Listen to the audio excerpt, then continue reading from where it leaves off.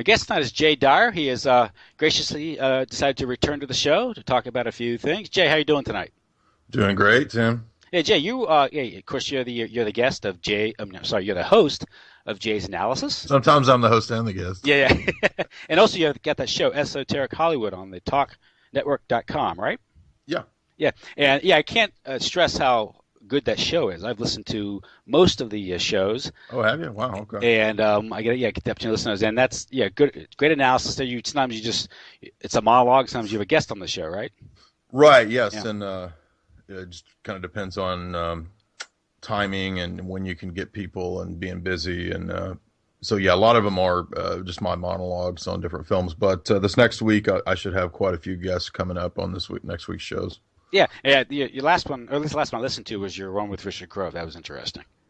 Thank you. Yeah, Rich, I think was the second episode, and so it doesn't seem like it, but I'm already almost, I think, just about 20 episodes in this to Hollywood. So yeah, it's funny hearing stuff from like 2 months ago. Yeah.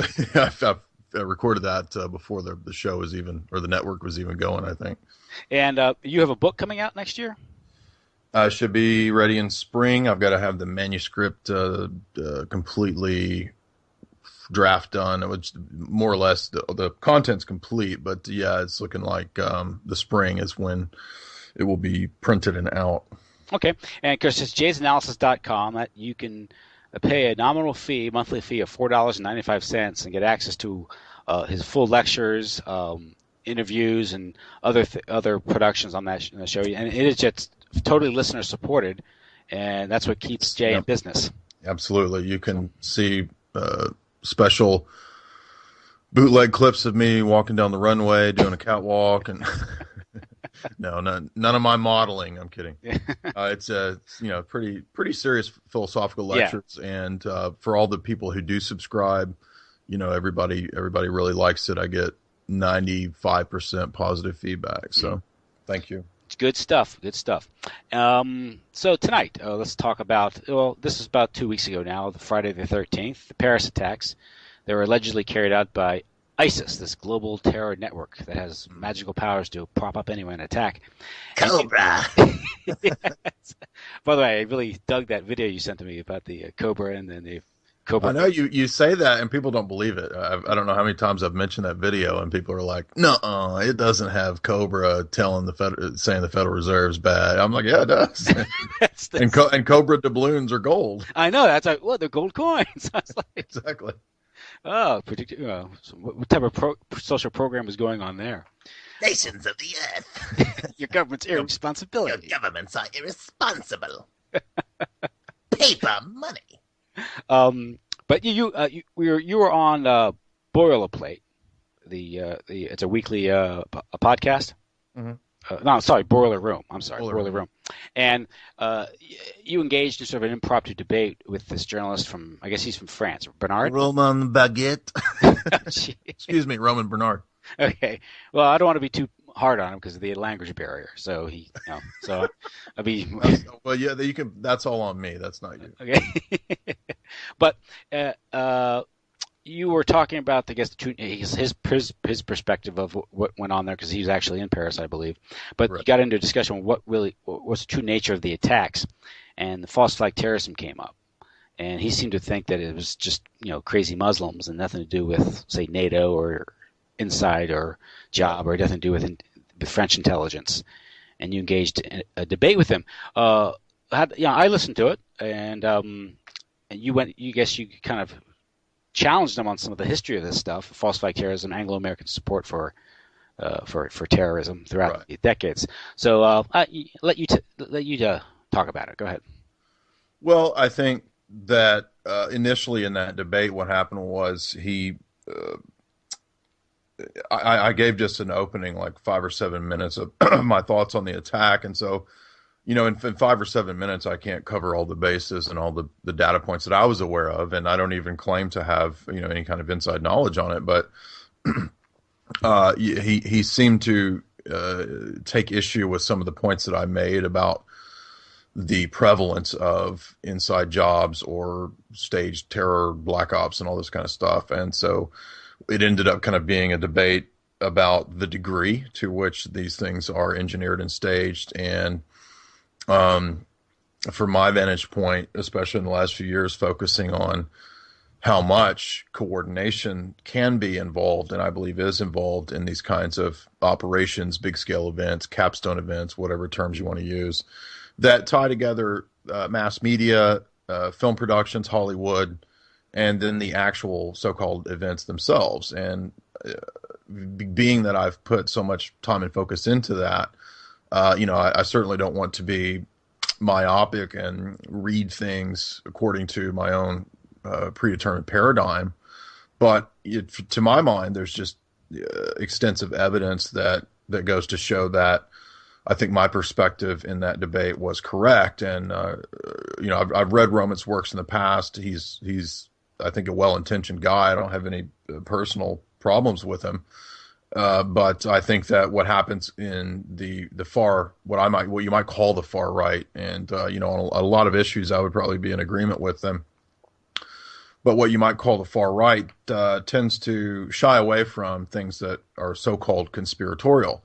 But as you and I are probably aware, what we call conspiratorial is, again, really dependent on what our paradigm is. And so if we have this paradigm of thinking that, the history of Islam is just completely about jihad against the West, that's not really accurate historically. And so, I've put a lot of time into church history, and, I know about the Crusades. I know about, different periods where you would have exarchs chosen to represent Christianity or Eastern Orthodox Christianity in Jerusalem, chosen by Muslims. And certainly there have been wars, but what I think is the key to understand is to look at it like the model of how the U.S., for example, would use evangelicalism, right? So if Bush wanted to mobilize the majority evangelical and to some degree, I guess, Catholic members of, who would make up the majority of believers in, say, the military, or in order to up the numbers of enrollments and recruitments to the military, after 9/11, you would have the invocation of it's a new crusade against the terrorists who hate our freedoms, right? So you invoke this idea of the crusade. Remember that general? Huh? Remember that general who was talking about that? There's a general who was saying that it's a crusade and Islam is of the devil. Probably. I mean, this makes you think that was staged too, just to get enrollment up. Probably, yeah. That's what. I'm sorry, that just came to mind when you're talking. Go ahead. I'm sorry. I agree, and but that this invocation of the Crusades, of course. What I'm saying is that more when we think about it like that, we know that Bush and these people and these generals, they're not viewing it in a religious way, right? I mean, they're just pragmatically invoking this imagery and the evangelical base that they have to motivate things for a political motive, or move things for a political motive is what I'm trying to say. And so what I'm saying is that that's how humans operate, and it's, in my mind, it would be no different in the history of Islam. So you might have sultans, you can find old papal letters to the leaders of different Islamic nations from the Middle Ages, and they would be on very good terms. Now, how would that even be possible if, the whole history of Islam was just to completely wipe out people? So what I'm getting at is that you might have a sultan who, for example, would have St. John of Damascus, the famous Orthodox theologian, as his right-hand man. How could you be the sultan's right-hand scholar and consultant if he just wants to lop your head off? So, in other words, we're dealing with human beings who have different motives and different ideas at times. And yeah, sometimes you'll have, the Turkish Empire or the Ottoman Empire or whatever, wanting to expand. But and what's going to happen? Well, they're going to do what Bush and people might do with biblical texts, use them as a way to say, we got to kill the infidels, right? We got to, it's the Muslims that are the infidels, they're of the devil. And then vice versa, the state will always seek to use the doctrines of the church or the religious group, whatever it is, And in Islam, it's a little more combined. You have the notion of, the leader of the religious perspective, the religious arm also being a political figure. Yeah, yeah. But that doesn't mean that it's always the same. That's so, that's what I'm saying is that it's just different. It's different things in different periods and different motivations. And there have been periods of peace between these groups. So, there are Jews that live in Iran, right? There were periods of the Middle Ages where Jerusalem had all three faiths living in peace. Now, so, it's just not, it's very simplistic to say, oh, it's this whole chunk of people against our whole chunk of people, when there are, how many divisions in Christianity are there in terms of sects, right? There's 30,000 Protestant sects, right? We would not say that when Pastor Terry Jones burns Korans that this represents the entirety of Christianity, right? And I'm not at all pro-Islam. My view of Islam is that it's kind of a syncretistic thing that comes out of Nestorianism, which is a 4th, 5th, 6th century Christian heresy that dealt with the person of Christ. And Nestorius was the Archbishop of Constantinople, and prior to his being condemned as a heretic, Nestorius taught that Christ was a human person. And the traditional Orthodox Catholic doctrine is that Christ is not a human person in any sense. He's a divine person with a human nature.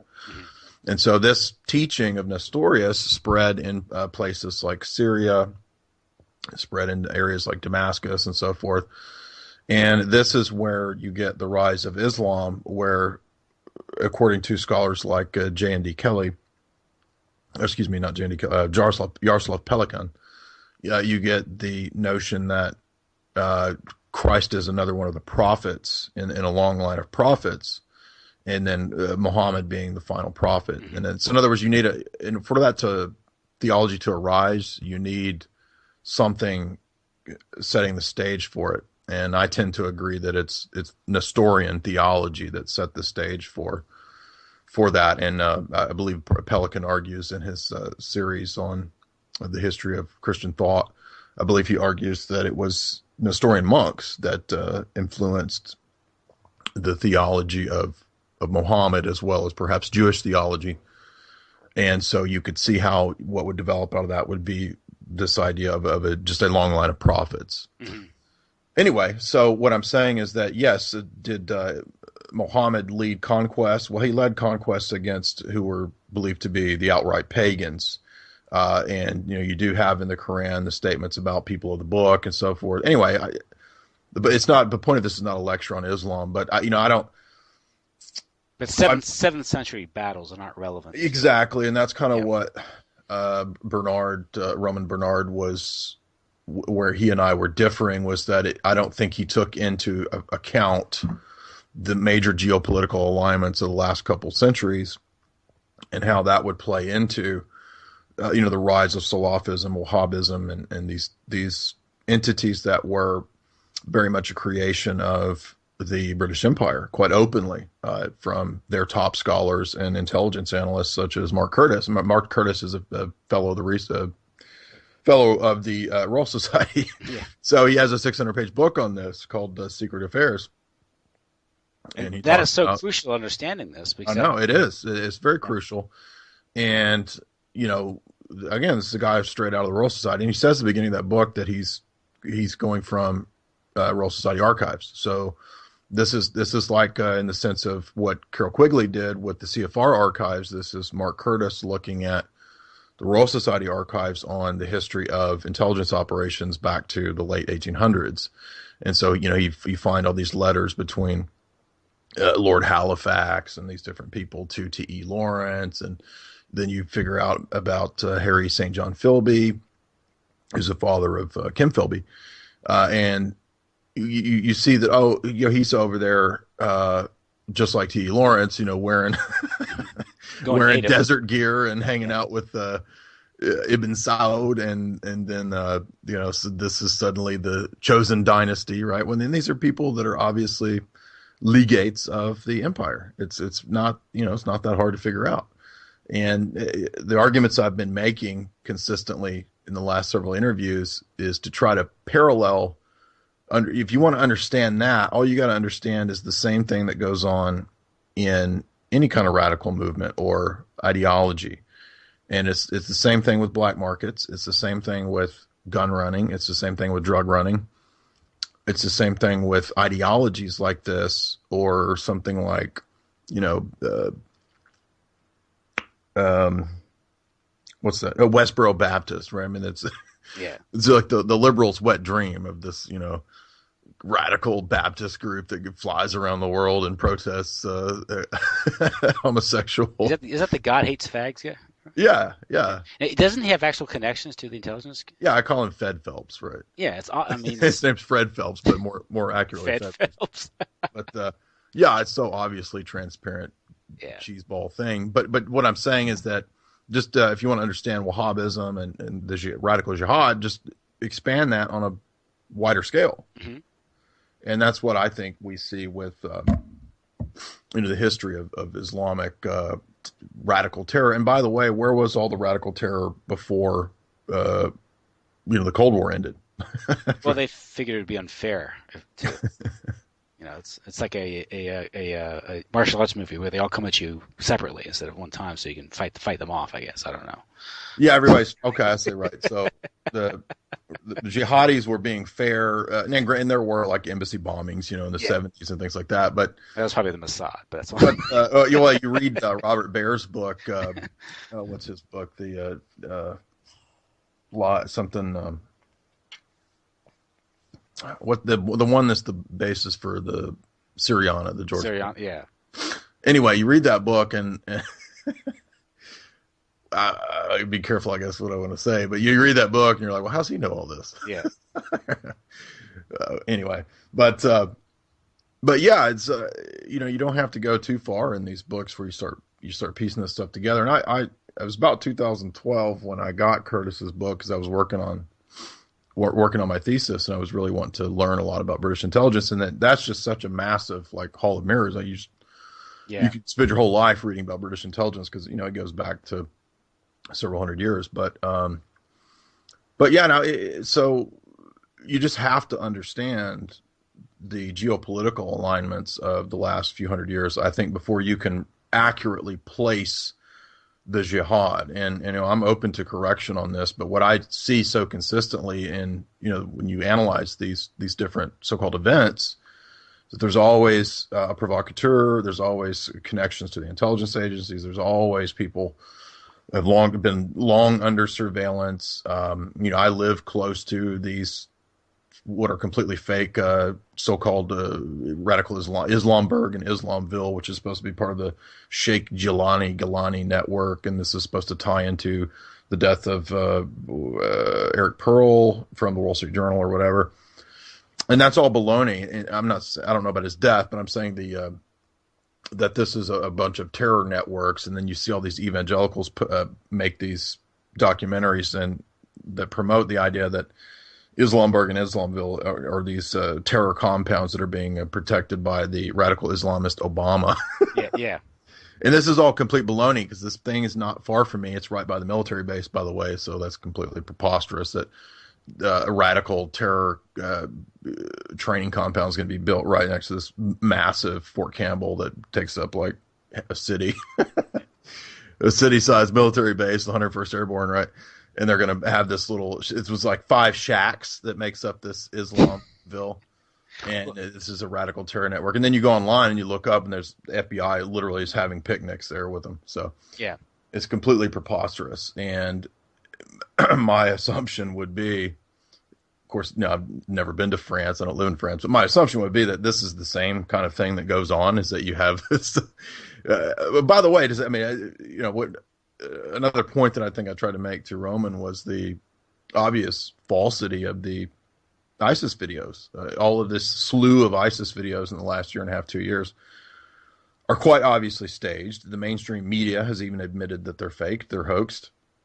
They exhibit all the signs of being completely manufactured. I don't know where they're manufactured, but when I see Turkish soap operas that display the exact same situation as the ISIS videos. That would suggest to me maybe these are filmed in Turkey, maybe they're filmed in Saudi Arabia, maybe they're filmed in Germany somewhere. I don't know, but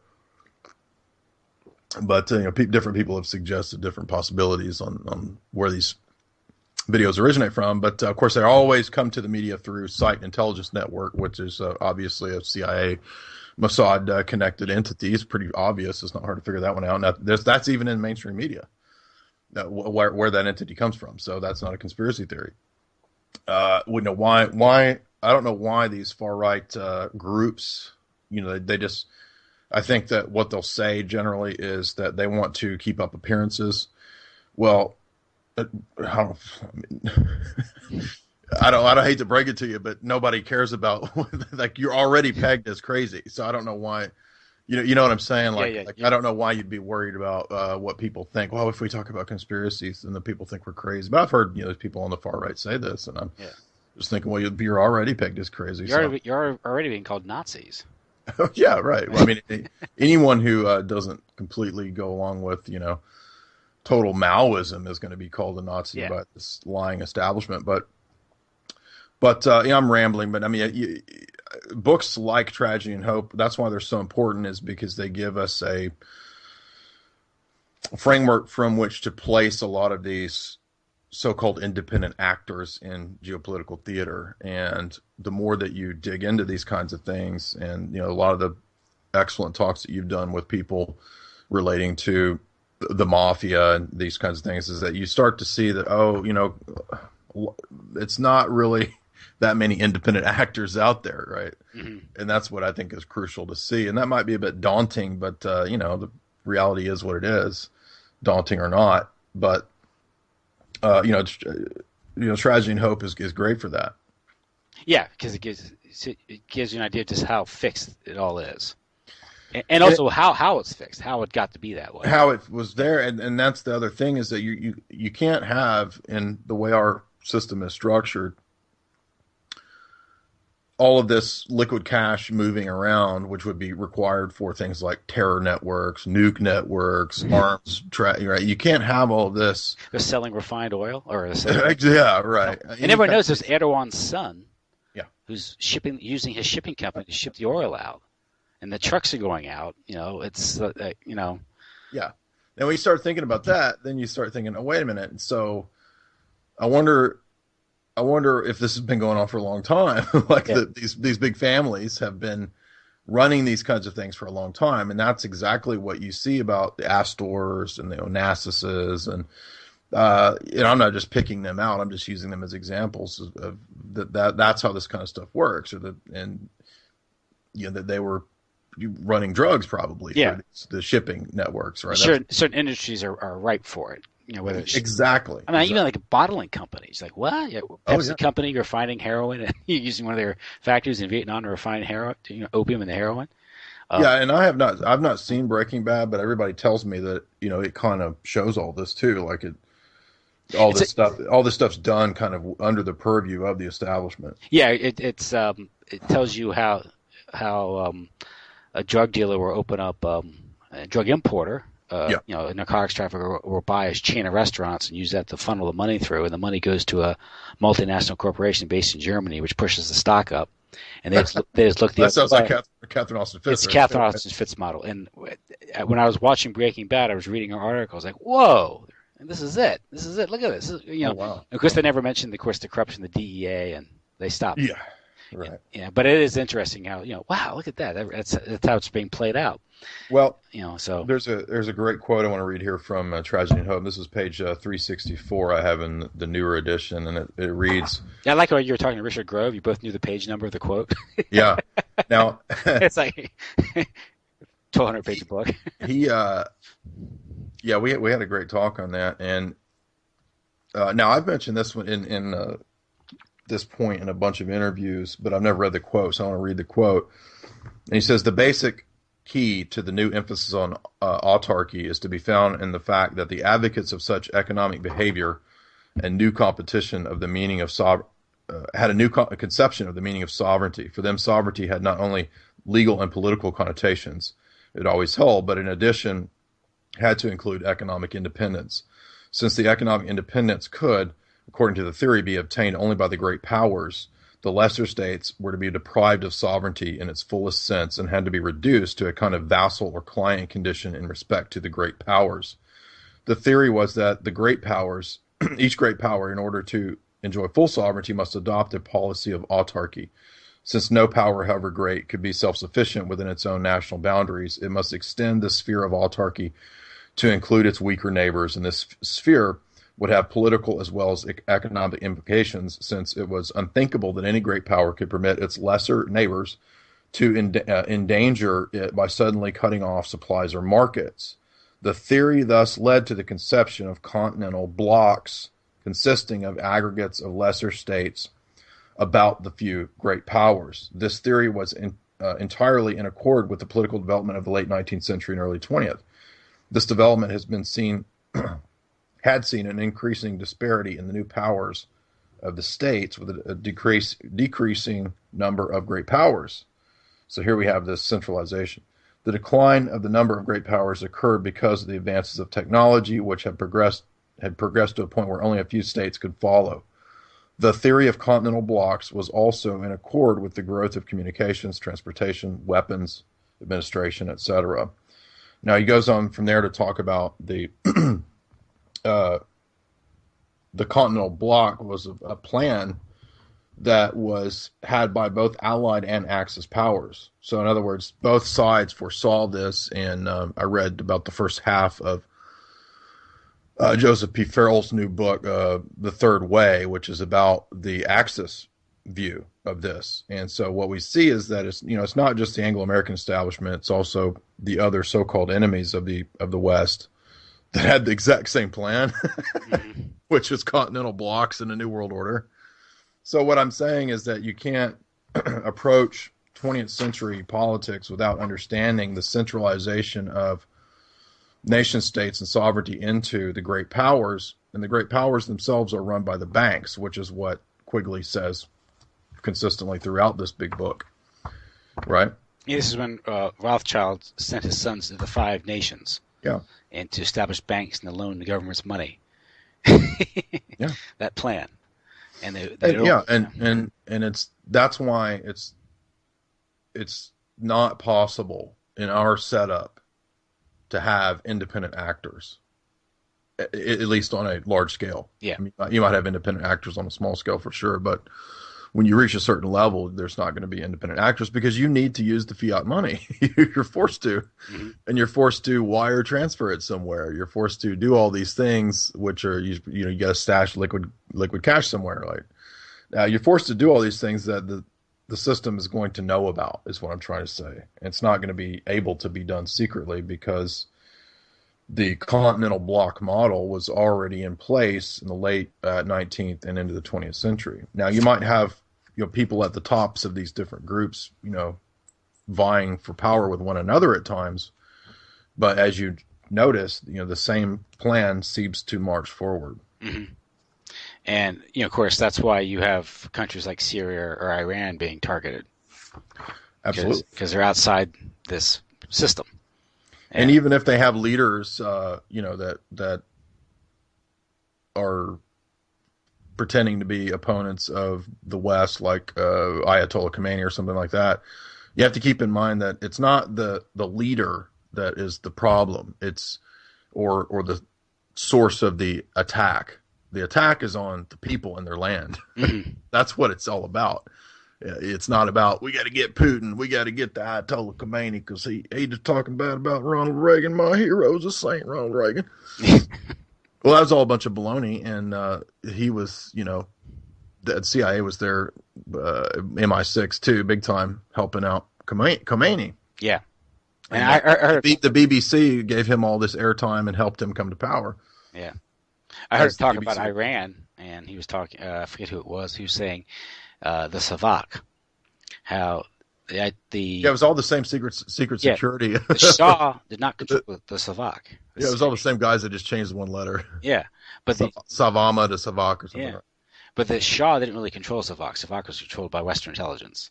Exactly. And there are some people who think that they intentionally aggravated the situation there to bring in Khomeini. This is what British intelligence writers say. Yeah. Yeah, and that, of course, why to do that? Well, pump up the price of oil, create a crisis.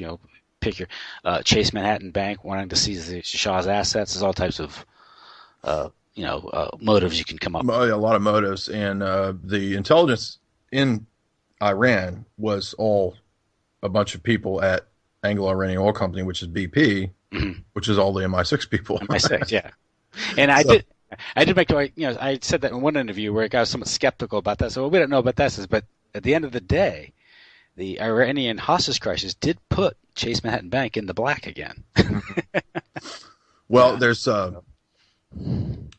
Stephen Dorrell's book, The Way. I think I've mentioned it to you before. I can't recall, but he says it to the effect of, MI6 was there all along, and what they would do is look for the coming trends. And so if the Shah was looking to lose favor, then what they wanted to do was be ahead of the trend. And so they wanted to make sure that they had the mullah or the ayatollah who was going to come to power to be their man. And that's how it works. So it's about, looking ahead to, it looks like we're going to eventually get a revolution here. People aren't liking this Shah guy. We got to get ready for, the next guy. Yeah. And of course, the question is, where did the Ayatollah get his organization funding? Exactly. Step in. It's like ISIS today, where you brought up. Where are they getting this funding? Of course, the story is, they're smuggling oil out. Yeah, and it's in Dreyfus's book, he cites a naval guy from the U.S. who's one of the sources for all this stuff with the Ayatollah, and that this is how it ties into Iran-Contra, is that they were meeting with the Ayatollah secretly and all this stuff. So anyway, but I think it's just very insightful from Tragedy and Hope to remember that the overall plan, the Royal Society type plan, is continental trading blocks and free trade because Marx supported free trade in this sense, this is state funded, state mandated free trade, right? Yeah. Where it's only certain companies that'll be able to actually participate in this free trade because of their size and capital. Yeah. Where they'll be able to corner the markets, and then of course mom and pop won't be part of this free trade, and you'll have tariffs put on you, I'm sure, if you're mom and pop. But what Quigley is saying here is my point, is that the model of the continental trading blocks, it didn't really matter whether it was going to be the Allies or the Axis, because it was the same bankers in the background that are going to make sure that the trading blocks come out according to their plan. And it was really the Depression that would prepare the way for the free trade to come. That was, well, at least what they wanted. Yeah. It puts a whole new light on, of course, both world wars of the past century. And Quigley explicitly says that it was banker organized wars. And well, I mean, you can just see that with particularly the United States, when the United States is drawn in to bail out J.P. Morgan Bank, more or less, Yes, and it was the New Freedom Initiative, right? And that's what, as I understand at least, took the U.S. out of this older policy of nation building and all this stuff. I mean, there was obviously there was corruption prior to that, but the official outward doctrine, at least, obviously changed with Wilson and Colonel House and all those machinations. But real quick, one more quote here, which is great from Quigley, page 357. The historical importance of the banker-engendered deflationary crisis of 27 to 1940 cannot be overestimated. It gave a blow to so-called democracy and the parliamentary system. And World War II and the post-war were unable to repair fully. It gave an impetus to aggression by those nations where parliamentary government collapsed, and thus became the chief cause of World War II. It so hampered the powers which remained democratic by its orthodox economic theories that were unable to rearm for defense. And he says, it gave rise to a conflict between the theorists of orthodox and unorthodox financial methods, which led to a sharp reduction in the power of the bankers. And finally, it impelled the whole economic development of the West along the road of finance capitalism towards monopoly capitalism, and thereafter towards the pluralist economy. And so here's Quigley telling you that the banker engendered deflationary crisis is what caused. He says that this is what became one of the chief causes for World War II. Mm-hmm. Oh yeah, you have the collapse of the Credit Anstalt Bank, I think, in Austria. Mm-hmm. Yeah, in Germany. Yeah, there's a whole. He has chapters on that too, right? Which was like orchestrated out of the Bank of England, if I recall. And that was then out of the ashes, you get the BIS, right? Yeah, the Bank of England was settlements. That's where you get this global concentration, and of course the attempts to reign in Germany and also Japan would fall under that model too, where Japan wanted its day in the sun, and Germany wanted its day in the sun, along with the British Empire. But that would have been an independent player, and that couldn't be tolerated. And it's important to understand that the leftist movements, as he says, they were all part of the funding for all the leftism and the communism, especially in the West and the U.S., came from all these big bankers. I know you know that, but this is something most don't. People still can't seem to get that through their head that national and organization of women. This is something David Rockefeller loves. Yeah, communism, Marxism in the U.S., socialism. So any of these kinds of things, David Rockefeller loves these. Yeah, these are the goons, the dupes that go out and protest and destabilize society, and it creates the dialectic. But that's we get back to the your friend Bernard, his failure to address false flag terrorism. He works for the National Policy Institute, as I understand. Okay, and I guess they're primarily concerned with defense of European culture here, both in Europe, the United States, and around the world, which mean they're concerned with some of these immigration issues and the culture issues that creates. And so I think what happens is that an incident like this, it's an opportunity for them to advance their agenda. Look, I told you so. Correct. And which means they're missing out, or whether unintentionally or intentionally, they're not addressing an important dimension to these attacks, meaning that they're being orchestrated either by a false flag act or organization, which is in reality, by all evidence, is a proxy force of NATO, of DGSC, of the Mossad, and Turkey, which is a NATO country. Yes. So in effect, that's what I'm saying. If we want to solve the problem, it'd be like I'm going to go after the mafia, and I'm going to go for Joey down at the restaurant because he's a hitman for the mafia. Then you take out Joey, but you're forgetting the Don. Yeah.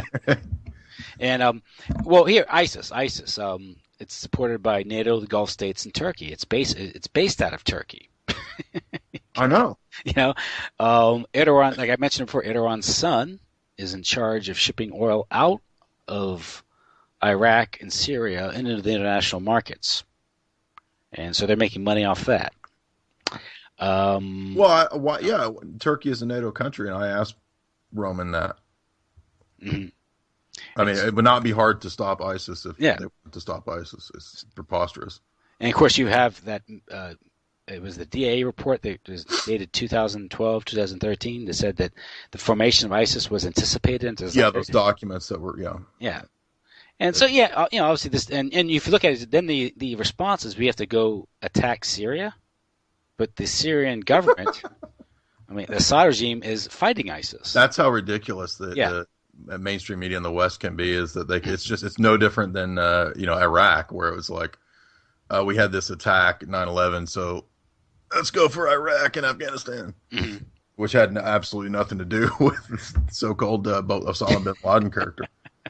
And Chris, you mentioned that the history of Anglo-American support for these outfits, Radical Islam, the British, the Muslim Brotherhood, which is 1928 about, right? Which ties into Masonic lodges throughout all the Middle East. Yeah. And the Muslim Brotherhood was formed by several characters, very amenable, and several of them pretty much assets of British intelligence. Yeah. Al-Dudi, al-Banna, exactly.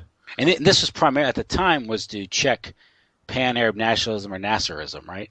Yes. So this was, but ironically though, that was, according to Miles Copeland and people like that, that was an older CIA strategy where they did want to, for a while, promote Arab nationalism, and so you would have the Ba'athist Party being aided by the CIA initially, and then for whatever reason, the transition flips over to the British model of utilizing radical Islam. And so if you read Gould and Fitzgerald's book, they argue that it wasn't just 1979, but that the CIA was already there in different universities in Afghanistan prior to that, preparing the way for what would happen in 1979 with the Mujahideen and so forth. So these things are planned. What I'm getting at is that they're planned decades ahead of what we see in the mainstream media of 1979's when Brzezinski and Hamid Gul and Robert Gates got the idea to train the Mujahideen. So this was already in the works for a few decades prior to that. So what you get the impression that and somebody more educated than me could probably elucidate exactly what point the change went from persons who had the ideas of supporting Arab nationalism to what is Robert Dreyfus called the Ark of Islam. Yeah. Yeah. Some people have traced it back to that conference on terrorism in 1979, and I think Gould and Fitzgerald mentioned that. Yeah. And there was like the Safari Club and the neoconservatives and the Bushes and all that stuff. Yeah. Yeah, Joseph Trento's book Prelude to Terror is good, where he has a chapter on the Safari Club and how they wanted to move away from Israel and Mossad and more so towards the Saudis, which I'm not sure I really buy that that's exactly what happened. But there are people who are going to be, I guess, fighting over the scraps of where the U.S. money is going to be appropriated, right? And also, I think after 1967, you really have the growth of Jewish influence, of Israeli influence in U.S. foreign policy, and that's. But it does seem like Trento argues that the Safari Club was more interested in utilizing the Sauds than the Mossad and the Israelis, because that really is the older British model. Mm-hmm. And then of course, I don't know. I always go back and forth on exactly how much I put into the Israeli-Palestinian issue, because I think that there's a lot of baloney on both sides of that, actually. Well, it serves a lot of interest, doesn't it? Exactly. Exactly. Keep it festering. Right. The takeaway here again is that we're not the source of the problem isn't Islamic fundamentalism. It's a tool. It's a proxy for us. Islamic fundamentalism is a tool or a technology for motivating groups of people, just like radical Westboro Baptist stuff might be done, except that radical Islam is a lot more, I guess you could say, easily. Well, then again, I don't know. You can motivate quite a few people in the Bible Belt with John Hagee, right? Yeah. John Hagee. This is my book, In Defense of Israel. In this book, you'll see how 24 blood moons show that I can eat 24 moon pies in one.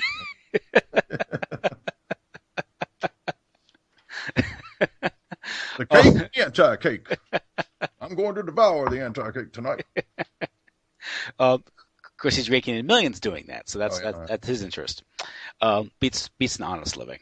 But you have the CIA. I was reading an article by Sybil Edmonds talking about this Fethullah Gulen network, and CIA support. He was a Turkish cleric who came to the United States penniless, and now runs a network that's worth hundreds of billions of dollars. He runs a string of worldwide network of madrasas throughout the world, and of course he's linked to the CIA. And basically, these madrasas have served as hideouts or operation points for CIA in Central Asia. This is another point of instability or destabilization of the CIA. Yes, in Central Asia. So there's another example of this, using these Islamic networks to serve, the Anglo-American interests. Oh yeah, I've forgotten all the stuff in Central Asia stuff. He's based out of Pennsylvania or something. Right? Mm-hmm. Then you have Graham Fuller and the Caucasus and Chechnya, and of course how he was tied to the Tsarinav brothers. I even saw Mark sent me an article. I was I'm surprised and not surprised, but Bob Baer has an article where he's like, yeah, everything that we did in the Balkans was completely baloney. Back in the 90s? Yeah. And that was done, I think that was done just to create Camp Bondesteel, which is now a big shipping point for drugs and human trafficking into Western Europe, by the way, NATO. At least that's what I've read.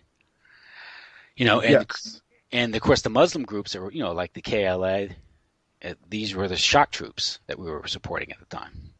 Yeah, I know he's this, so-called, here it is. Yeah. This is EBRITSC.com, British Serb magazine, ebritic.com, and it's CIA exposed by former, he's like, yeah, this is, here it is. CIA gave us millions to dismember Yugoslavia. So that was the whole operation there. And that's an example of a state that maybe wasn't totally within the system, was independent. Or at least it was one of those Soviet satellites that had restructured just like they did in the 90s with Russia itself. Yeah. And didn't Madeleine Albright and who was that general again? Former head of NATO? Wesley Clark. Wesley Clark. Didn't they make a mint off communication contracts or something and getting in there and the so-called privatized industries? I wouldn't be surprised. I think that's new to me, but yeah. Yeah, but But that's what happens with it was Alan Watt made this great point that I never thought about this the other day, but he was talking about how it's not just like, say, FDR New Deal, and then you have versus all the monopolist privatists or something. He was making the point that you can actually go through phases intentionally, because what happens is wealth is created over time through people's labor and energy, right? Mm-hmm. So what you can do is you can have a period where everybody works, and then you say, you're all being ripped off. Let's nationalize and collectivize everything. So then everything goes into a big pile. Yeah. And then you have the phase of privatization, which takes it all.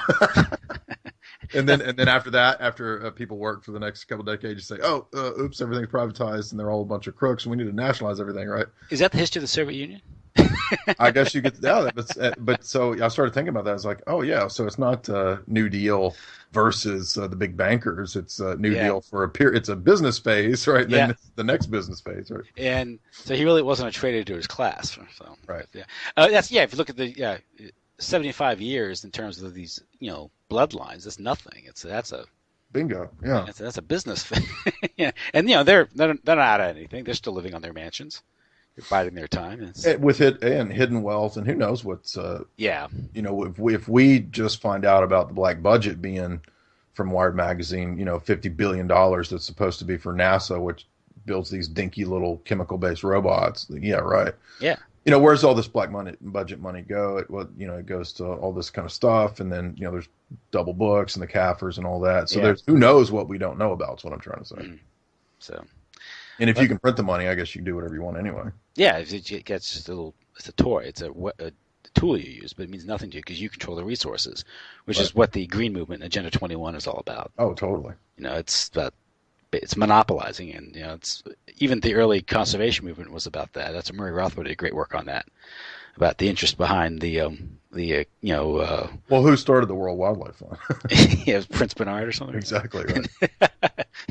Let's control Africa. Let's save animals. That's what it's all about, right? And by the way, I've mentioned it to Richard, but I have Cecil Rose, Flawed Colossus here, and that whole book discusses him being a front man for the Rothschilds, and he was their man sent to Africa. Yeah.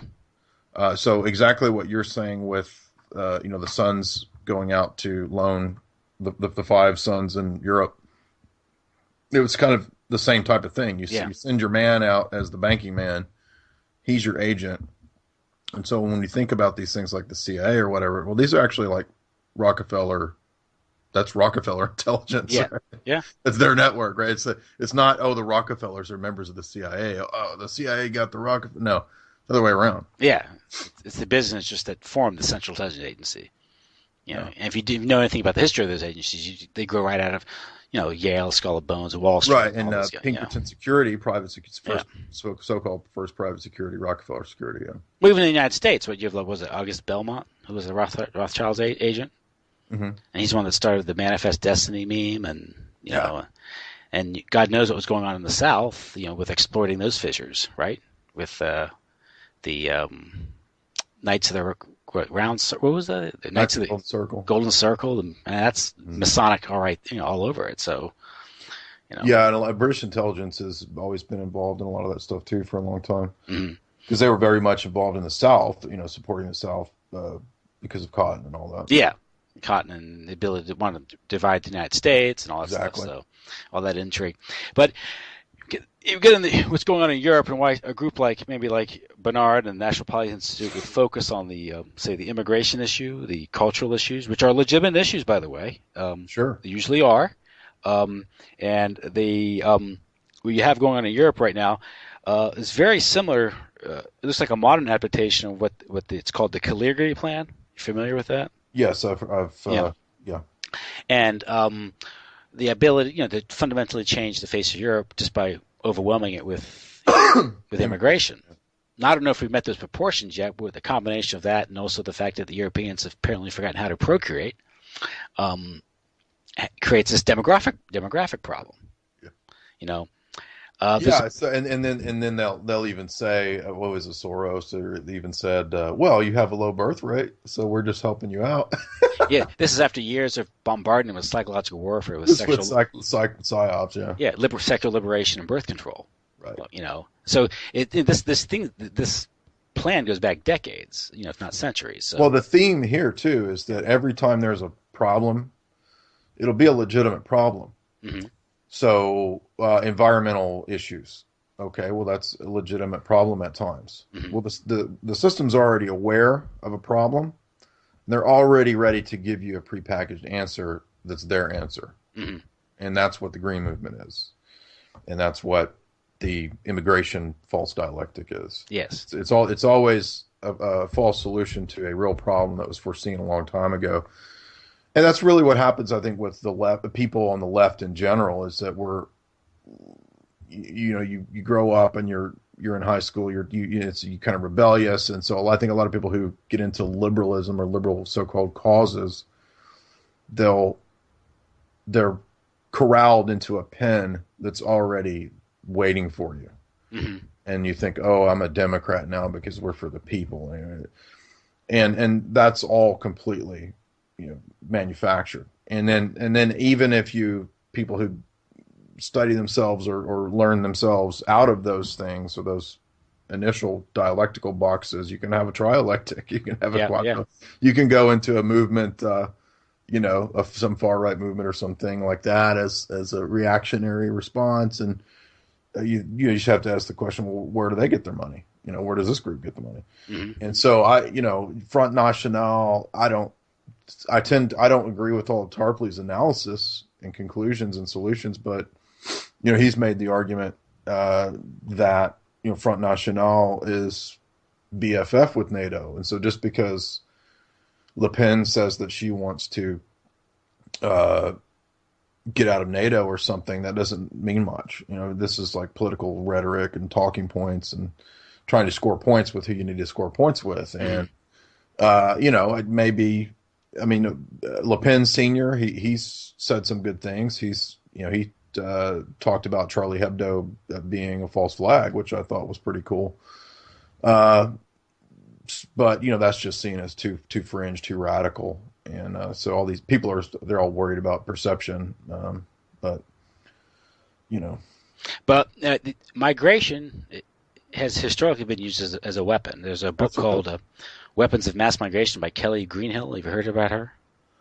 Is she the Oxford woman? Yeah. Yes, I have, yeah. But she works for all the usual suspects, from what I understand. Sure. And from what I understand, I haven't read the book. I've heard it referenced, and apparently it talks as a kind of a positive thing, a policy tool.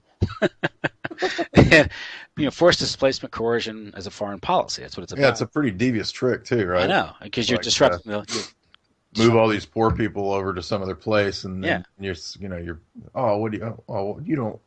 you don't have any heart for these poor people. And meanwhile, NATO's bombing Syria. Yeah, and she points out like this occurred in Vietnam when I think she mentions Vietnam. I'm assuming she's talking about the transportation of over 1 million Tonkinese south to destabilize the South, and that created the Viet Cong problem. Wow. That's at least how. Okay. That's how Fletcher Prouty describes it. Right. Okay, I got you. And lo and behold, you had a problem in the South, and then that justified the escalation of the war. Apparently, in North Korea, there are some the West helped create pressure on Chinese border to help China, I guess, control North Korea. But I know your opinion on the North Korea thing. It might just all be staged anyway.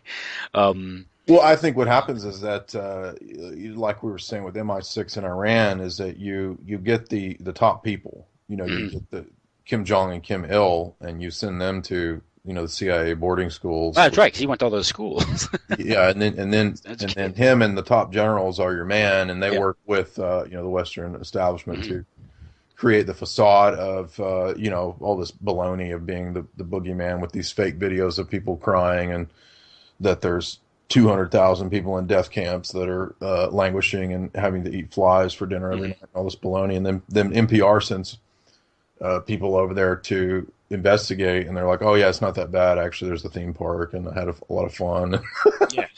Now, I mean, could there be? I'm sure there could be death camps, but I just don't know. Is what I'm saying. Is I don't know how much that's staged. And a lot of times that's the Daily Mirror, which is complete laughable. They run some of the most ridiculous propaganda. It's like the Daily Mirror is going to be the source for where there's 200,000 people in death camps. But this type of demographic warfare, of making war with mass migration, that's something that's been done throughout history. Even here in the United States, I've done a number of interviews with Michael Jones. He wrote a book about the destruction of the urban neighborhoods. Yes, I heard that interview. It was really interesting. And it's all about social engineering. This involved the construction of the interstate highway system, and all about military planning, the concerns of the WASP elite regarding their growing Catholic population, its effect on politics, and also the Jewish elite and their concerns with Catholic power and the Hollywood and all that. So the WASP elite and the Jewish elite. That kind of sounds like England, doesn't it? Like Cromwell and the Jews, right? In another interview, he talked about the Puritans, and he said, "But the Puritans were Jews." And it reminds me of that scene in Good Shepherd where Robert De Niro's sitting there, and he's talking about helping to set up the CIA or the OSS at the beginning, and he's talking to Matt Damon, and he's like, well, we had the Jews and the WASP, so that they wanted to have at least one Catholic guy on here. Yeah, that's right. But he, the whole creation of suburbia was there to change because you could no longer have these ethnic neighborhoods. You have these bland suburbia where everyone just identifies as middle class, not as a Catholic, not as a Pole, not as an Irish Catholic or Italian, all that. So there's a social engineering operation going on there. Well, you don't think about all this stuff being that detailed and engineered, but if you think about America as just a big, kind of a big Disneyland, it starts to make sense because when you go to Disneyland, you're like, oh, everything's a little. It's a small world after. You have like one section that's Aztec temple, and then it's right next to. It's all fake, but it's all engineered to be this.